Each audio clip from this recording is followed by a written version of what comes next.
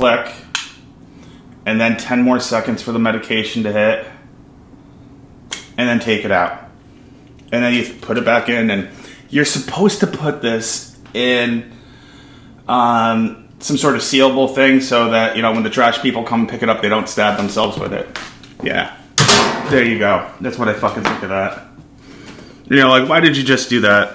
There's a long story with that, and I'll tell you that for another time. Okay, so it's now 4:20 in the morning. I've taken half of my medication for the day. I got my shot in, and now it's time to fix my sinuses because, yeah, they fucked up my sinuses when they fucking beat me up. So, this is what I use on my sinuses for what happened when UBS sent the police officers to my home and beat me up. Oh, I don't blame the police officers, by the way. You can't blame the police officers because they were just, you know, coming here based upon their instructions. UBS swatted me. That's the term on the internet when you call up the police and you send them fucking 24 police to somebody's home to have them beat up. It's called swatting somebody. It's illegal. It's immoral. And that's what UBS did to me, was that they swatted me in my own home. And they did this to their own employee. So, in order for this piece of shit to work, and I've broken like 12 of these already because you have to put water inside of it. And whoever made a device that needs water inside of it that's not waterproof is a fucking idiot. So I'm going to go put hot water in this, and you're going to get to see me fucking drain my sinuses because I have to do that because of what UBS did to me. Okay, so here it is.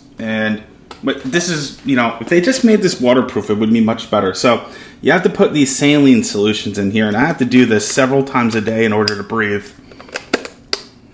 And then I know Gardacore is going to say I'm faking this, right? But look, it's all the way up in my fucking nose. You see that? And then you push the fucking button.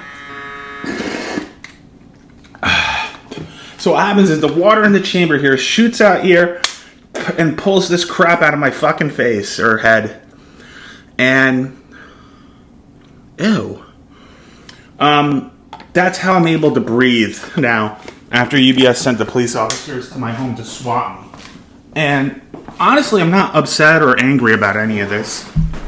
You know, I understand that people won't believe me. That, you know, that I got really sick from COVID. They said that COVID was fake. When I worked at Deutsche Bank for a couple of years, and my manager there thought, Alan Mirzon thought that it was fake and forced me to come into the office until I came down with COVID the first time around. And then I had the heart attacks in October of 2020. I was actually diagnosed with having the heart attack in September. But because the hospitals were filled up with nothing but COVID patients, I couldn't go to the hospital. I had a heart attack, and I was at home and I couldn't see a doctor for weeks until the hospitals cleared up a little bit from all the COVID patients. But, you know, according to Gardacore, that was all fake. So, according to Gardacore, according to UBS, according to Deutsche Bank, COVID was fake. My heart attacks were fake. When the doctors fucking sliced open my groin while I was awake because none of the pain-killing medications work on me, so I had to have the stents put in while being awake, and I felt everything because none of the pain medications worked. So the stent operation, what they do is they cut you in the groin and they put this housing inside of you in order to put the stents in, and I felt every single bit of it because none of the medication that they put me on, you have to be awake for it, and any of the medication they put me on didn't work. So I felt the cut, I felt the housing going in, and I definitely felt when the housing got stuck and they had to fucking literally have 3 people pull it out of me. That hurt. That hurt bad. Not the worst pain I've ever felt in my life. Getting shit pulled out of your groin, but close. Really close. It's a close second.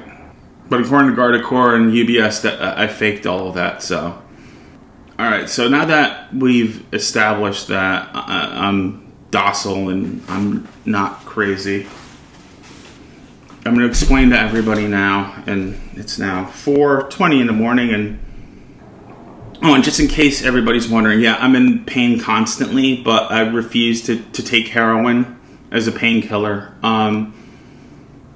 I should do an entire day dedicated towards doctors and how fucking stupid they are. Could you imagine that meeting where they said that it'd be a good idea to give heroin to everybody as a fucking painkiller and call it Percocet?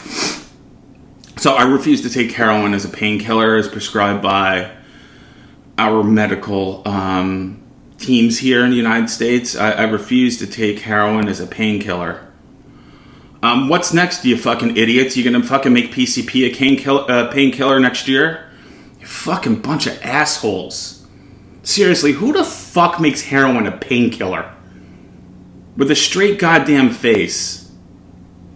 Anyway, I'm not here because of the doctors. I'm here because of this newspaper.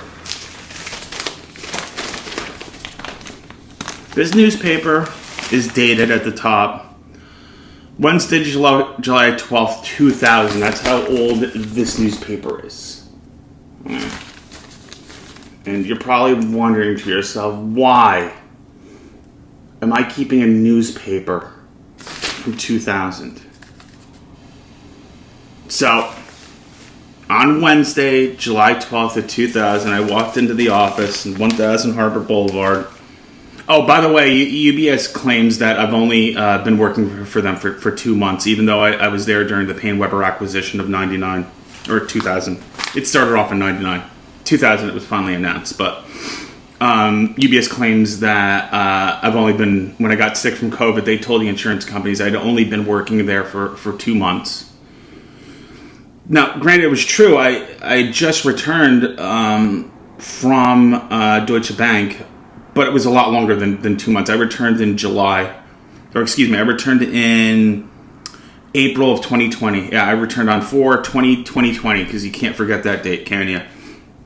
That's when I returned to UBS from Deutsche Bank. And the stent surgery was done in October. So I was there for 6 months before I had my first heart attack. So anyway, so on this day, I walk into the office, and this newspaper is sitting on my desk. My dotted line manager put it there. My mentor, my hero, Michael Merchant, put this on my desk. My mentor, man that I looked up to for so many years, including today, he left this on my desk to let me know that Swiss Bank is acquiring PaineWebber. So, in the years leading up to this, Glass-Steagall was repealed, right? And this is a great trivia question for people because everybody gets it wrong. Everybody seems to think that it was George Bush who repealed Glass-Steagall, and it wasn't. It was actually Bill Clinton. And for those of you who really know me that know that I am a registered Republican, always tell everybody that Bill Clinton was the greatest Republican after Reagan. I mean, yeah, he was a registered Democrat, but look at everything that he did.